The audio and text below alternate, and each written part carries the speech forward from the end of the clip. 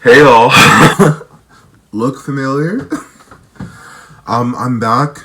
I'm so tired. I am so exhausted. Did I say I'm tired? Did I say I'm exhausted? Yesterday was the final stretch of my long, long drive cross country from Oregon back to Washington, D.C. It was a.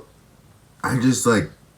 I'm honestly kicking myself because I'm surprised that I made it here in one piece. Embarking this cross country road trip was a huge endeavor for me. I remember the first time I drove cross country was, well, it wasn't technically cross country, it was more like half cross country than back, but then that kind of equaled itself out as like a full cross country thing. I don't know, over the summer I went as far as Texas and then went back to the Pacific Northwest for family stuff. Well, I went to Texas for family stuff too, but then I drove in September from Washington, the far west side of Washington, from the Puget Sound area, all the way to Washington, D.C., where I was sleeping in my car slash hotels. And for about a week, 2 weeks, I was living in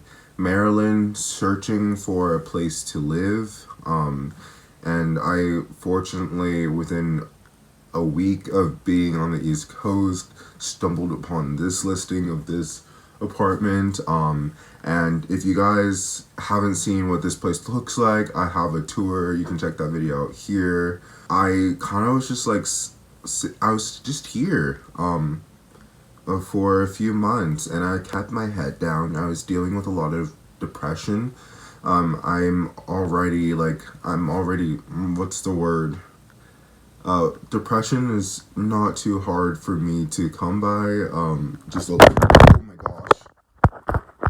Oh my gosh. It just fell. Okay.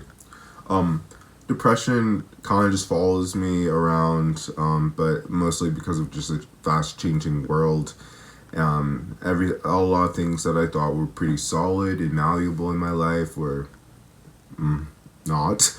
And also I was kind of like really anxious and worried about money, specifically because I was just like, well, I went this whole summer without a job. Like, I need a job. Like, I can't keep on taking money from my mom. Like, it's so unfair for her. I was being really hard on myself, even though I knew I was trying. Like, I was sending out job applications every other day, and I was, putting cover letters and whatnot, what have you. But I was just like, no, no, no. And also, I have body issues, and I was really insecure. I'm still insecure, but so I was just like, you can't. This was probably a good thing, but I was just like, you can't drink alcohol. You can't do that. You just need to like focus on the gym, focus on your body, focus on your health, and all of that was like the perfect storm in a good way, a perfect storm that allowed me to fully like revitalize myself when going back to Oregon. And that drive from DC to Oregon through the southern states was fine. I made record time because of just how anxious I was just to go back home and see my friends and family. And then when I was there for the holidays, you can kind of fall into that like trap of like, maybe I kind of want to stay here, but I was like, no, no, Ricky, you don't want to stay here.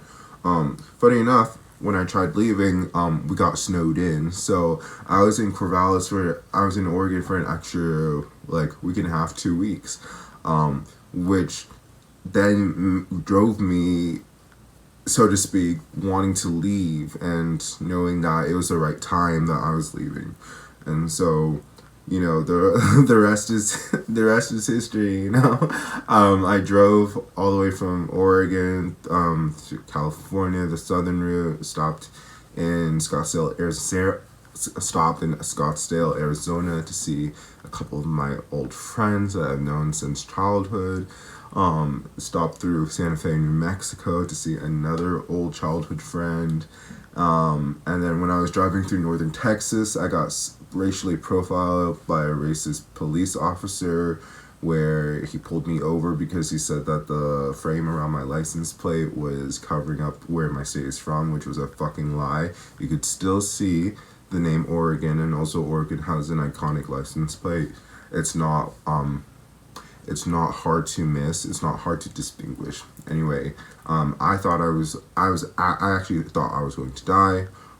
That trip was horrible. That part of the trip was horrible. You can check that out here. And then I had like a breakdown obviously after that, and a good friend of mine who lives in Fort Worth, I reached out to him and he said that I was welcome to stay at his house for as long as I wanted to. I stayed over at his house for a night, and he took me out with his family to this amazing steak restaurant called Beef Masters, and it's by far the best steak I've ever had in my life. I actually did not know steak was supposed to taste that good.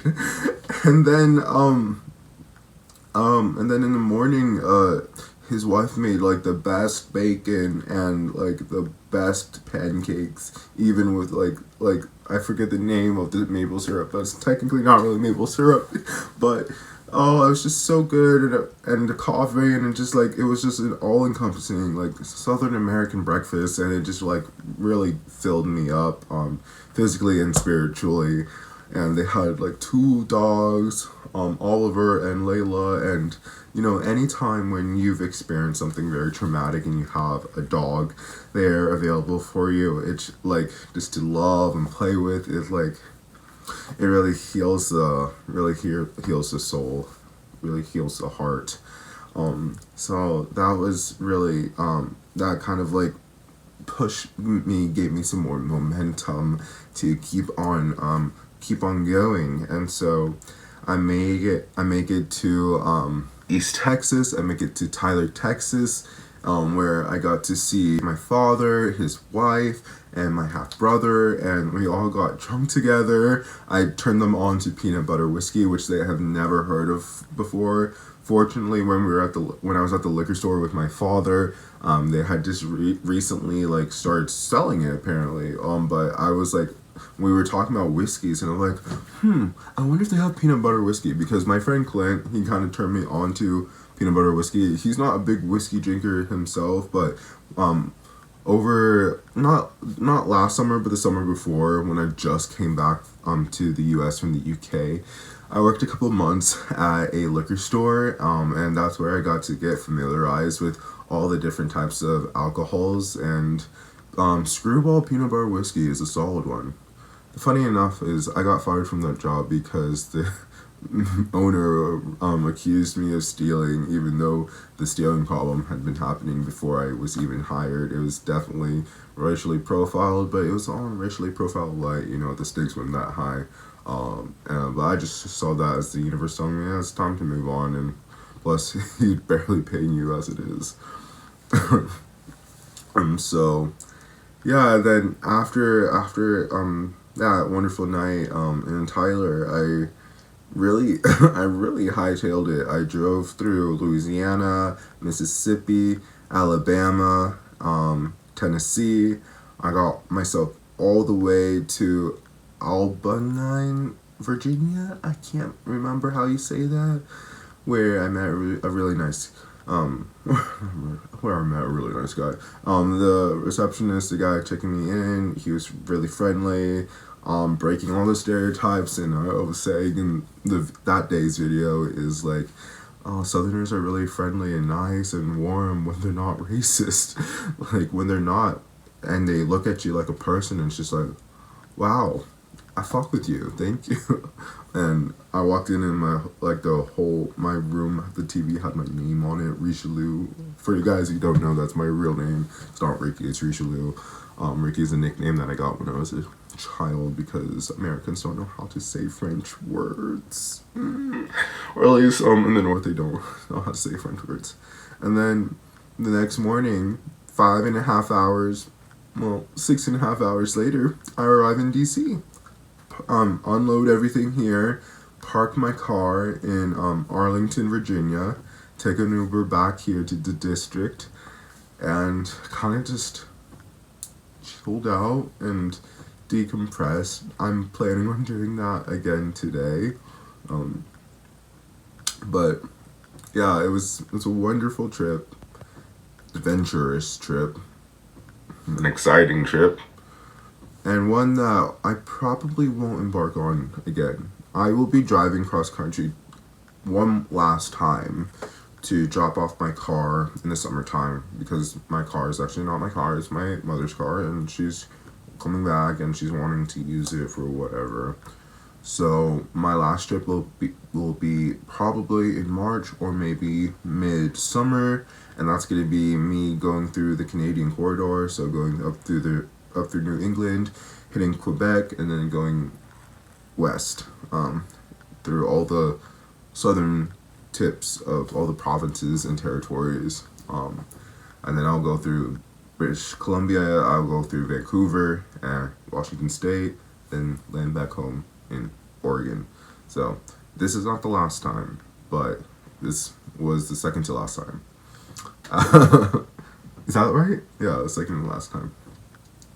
Anyway, guys, that's basically the recap of the past 2 months. If you guys don't remember, I post new videos every single day, so make sure you smash that subscribe button, press the bell notification so you're notified of all future posts. And yeah, I'll see you in the next video. Alright, guys, love you, peace, bye.